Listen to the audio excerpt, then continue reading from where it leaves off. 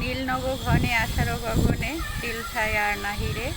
তো আকাশে ঘন মেঘের ছড়াছড়ি আর দমকা হাওয়া ছেড়েছে। তো হাওয়ার মধ্যে দাঁড়িয়ে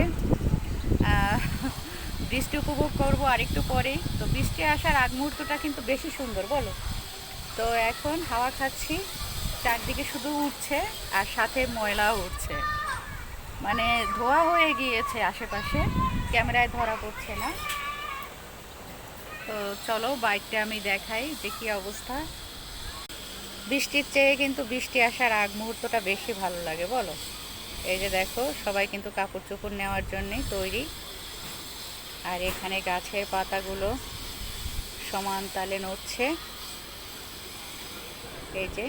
আর এই যে দেখো যে ঘোলাটে, এগুলো কিন্তু ধুলো উড়ে তারপরে হচ্ছে যে এই অবস্থা। আর আকাশের রং দেখো,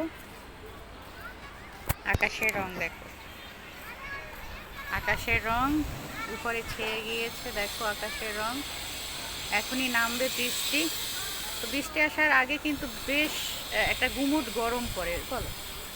এই যে দেখো, কালো হয়ে গিয়েছে সব, শহরটা মনে হয় যেন কালচে।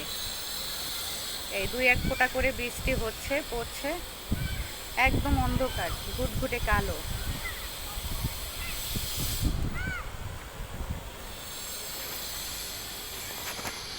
তো আমিও উপভোগ করছি, কারণ শো শো আওয়াজ আসছে, এখনই বৃষ্টি নামবে।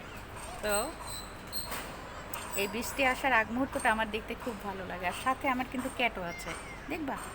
এই যে দেখো, আমার আম্মুও দেখছে। মামুনি, মামুনি, ওই আমার সোনা, ওই আমার সোনা, ওই আমার সোনা। তো ও দেখছে। তো খাবার টাবার দিয়েছি পাখির, এগুলো এখন ভিতরে নিয়ে যাব, কারণ ওরা এসে তাহলে সব ভিজে যাবে। দেখো ওদের খাবার, তো নিয়ে যাব। এমনি মামনি, কি দেখো তুমি? আম্মু বেড করতে আসলেই তোমার আসতে হবে, বউ কাটা। তো শুভকামনা তোমাদের সকলের জন্য, শুভ দুপুরের শুভেচ্ছা।